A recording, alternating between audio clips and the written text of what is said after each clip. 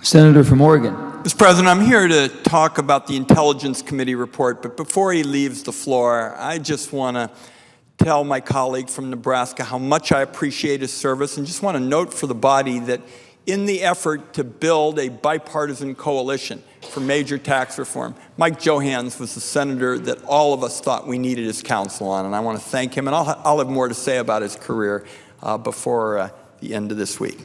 Mr. President, I ask unanimous consent that Kelly Tribble Spencer, a DTLE in my office, be granted privileges of the floor for the remainder of the 113th Congress. Without objection. Mr. President, I've served on the Senate Intelligence Committee for 14 years and came to the Senate floor in spring of 2005 to join Senator Rockefeller in calling for the committee to investigate the CIA's interrogation activities and the possible use of torture.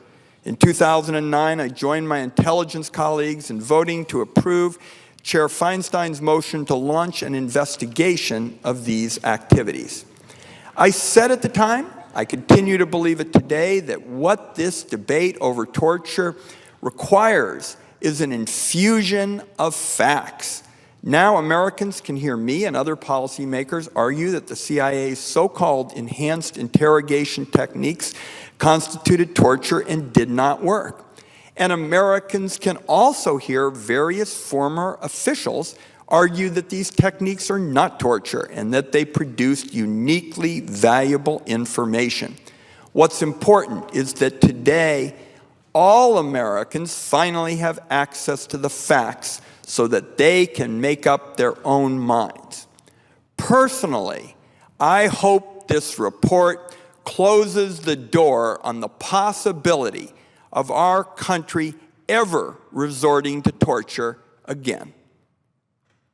Americans have known since the days of the Salem witch trials that torture is an unreliable means of obtaining truthful information, in addition to being morally reprehensible. But following the terrorist attacks of September 11, 2001, a small number of CIA officials chose to follow the advice of private, outside contractors who told them that the way to quickly get important information from captured terrorist suspects was by using coercive interrogation techniques that had been developed and used by communist dictatorships during the Cold War. I will note that CIA officials later paid these same contractors to evaluate the effectiveness of their own work. CIA officials repeatedly represented to the public, to the Congress, to the White House, and to the Justice Department that these techniques were safe, that they were only used against high-level terrorist captives, and that their use provided unique, otherwise unavailable intelligence that saved lives.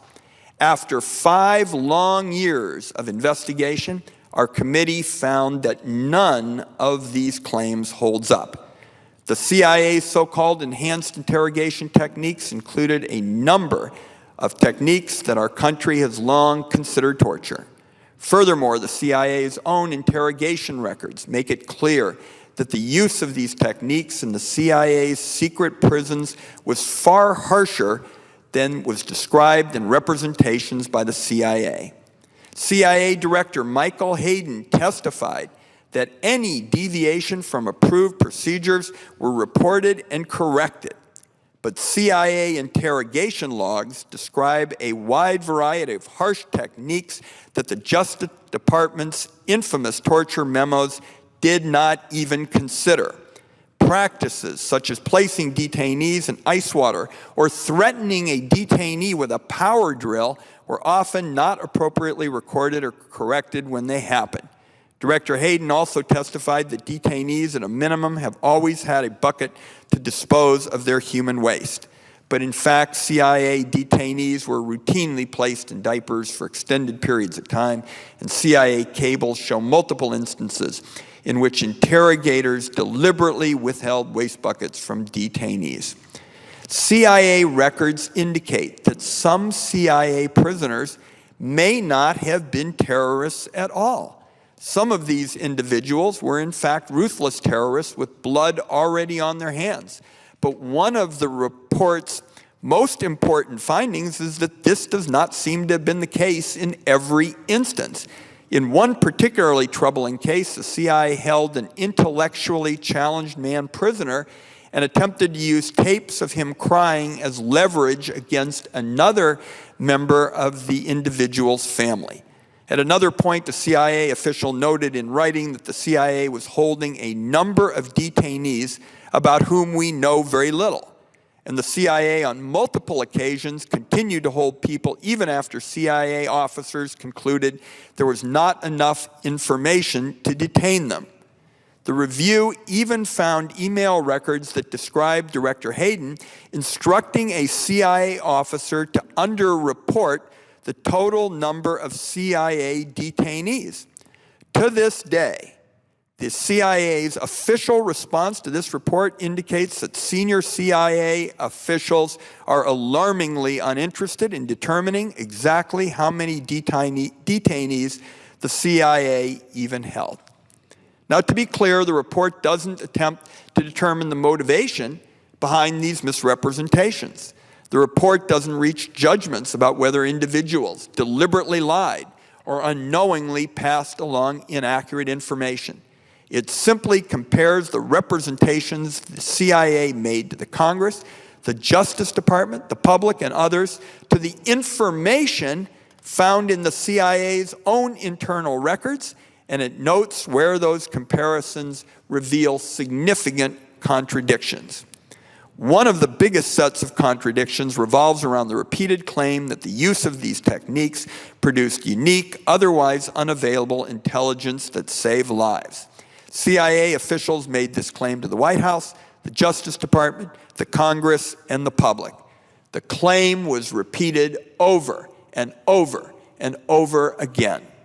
Over the years, CIA officials came up with a number of examples to try to support the claims, such as the names of particular terrorists supposedly captured as a result of coercive interrogations, or plots that had been supposedly thwarted based on this unique, otherwise unavailable information. The committee took the 20 most prominent or frequently cited examples used by the CIA, and our investigators spent years going through them. 20 examples are going to feel like a lot to anyone who reads the report, but the committee members who were working on this report agreed that it was important to be comprehensive and avoid cherry-picking just one or two cases. In every one of these cases, CIA statements about the unique effectiveness of coercive interrogation techniques were contradicted in one way or another by the agency's own internal records. I'm going to repeat that because I think it is a particularly important finding. In every one of these 20 cases, CIA statements about the unique effectiveness of coercive interrogation was contradicted in one way or another by the agency's own internal records. And we're not talking about minor inconsistencies.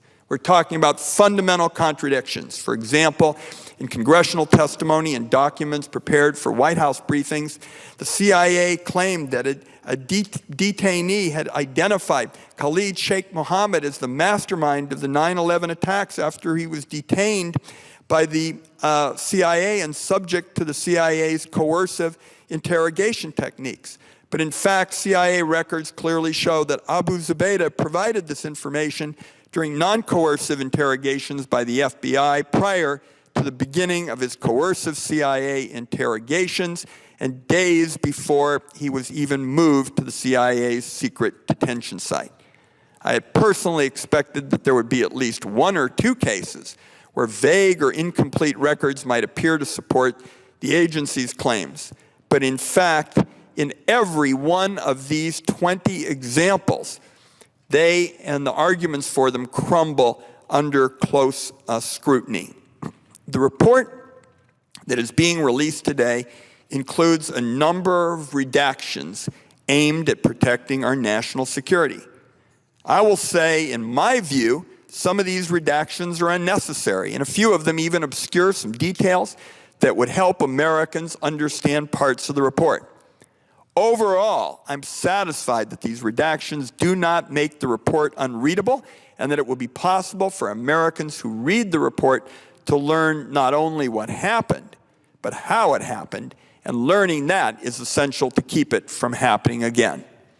One of the reasons that this public release is necessary is that the current CIA leadership has been resistant to acknowledging the full scope of the mistakes and misrepresentations that have surrounded this program. Some of this resistance is made clear in the agency's official response to the committee's report, and I expect that some of it will be echoed by former officials who were involved in the program. And finally, Mr. President, I want to wrap up by reminding people about the documents that have come to be known as the Panetta Review. When former CIA Director Panetta came into the agency in 2009, he made it clear from the outset that he wanted to work to put the agency's history of torture behind it, and that he wanted to cooperate with the Intelligence Committee inquiry. He also sensibly asked some CIA personnel to review internal CIA records and get a sense of what this investigation could be expected to find. The review got off to a solid start, and it began to identify some of the same mistakes and misrepresentations that are identified in our committee's report. Unfortunately, it does not appear that this review ever made it to the director's desk. Instead, publicly available documents make it clear that this review was quietly terminated by CIA attorneys who thought that it was moving too fast.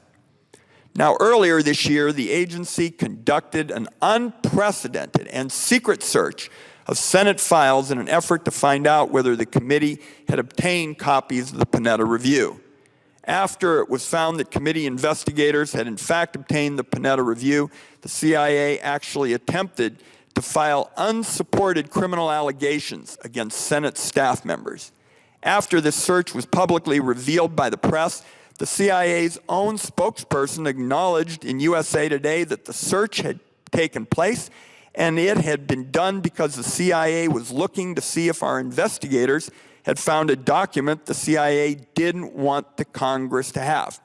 Incredibly, that same week, CIA Director John Brennan told Andrea Mitchell of NBC that the CIA had not spied on Senate files and that, quote, nothing could be further from the truth. I think this incident, Mr. President, and the difference between what was said to Andrea Mitchell and what the agency's own people said to USA Today reflects, once again, what I call an alarming culture of misinformation. Instead of acknowledging the serious organizational problems that are laid out in this report, the agency's leadership seems inclined to try to sweep them under the rug. This means that organizational problems aren't going to be fixed unless they're laid out publicly. And there's also a danger that other countries or even future administrations might be tempted to use torture if they don't have all the facts about the CIA's experience. That's why the release today is so important. I want to thank, in concluding, all of the staff who've poured hours and hours, nights and weekends and time away from the family to get this investigation completed. I want to praise Chair Feinstein and our former chair, Senator Rockefeller, who together were resolute in pushing for this kind of congressional oversight. And I want to close with just a word about our friend and colleague, Senator Mark Udall of Colorado. I have had the pleasure of serving with Senator Udall on the Intelligence Committee and have admired his commitment to American security and core American values. Lots of you in the Senate won't know this because all of those intelligence meetings are behind closed doors. But Mark Udall is not a senator who's afraid to stand alone. He's not afraid to fight for what he believes in. And when the fight to declassify this report got bumpy, and let me tell you, it did a lot of times. I think some of you heard this weekend, we had an 11th hour objection to the report, getting out, and people asked me what I thought, and I said it's not particularly surprising because there were objections practically every hour on the hour for months and months. And yet when the fight to declassify the report got really difficult, some people said, oh, it's just going to get buried forever. That's kind of what happens when you try to get accountability and transparency. Senator Mark Udall made it clear that that wasn't going to be allowed to happen on his watch, on Mark Udall's watch. And I'm just going to wrap up by saying to Senator Udall, I remember when we started this battle together and we got a handful of votes. Sometimes it was like 13-2 and whatever. We just thought it was going to be a long, long time before there was reform. And we went from those days to eventually getting up to 15 or 20 votes. And colleagues today, to a great extent because of Senator Udall, in the last vote for real surveillance reform, we were up to 58 votes. 58 votes for real surveillance reform. And that, to a great extent, is possible because of the extraordinary service of my good friend, Senator Mark Udall from Colorado. And we Westerners always make sure we stay in touch. And he knows that's going to be the case with this particular friend from the West, a wonderful United States Senator, Senator Mark Udall. With that, Mr. President, I yield the floor.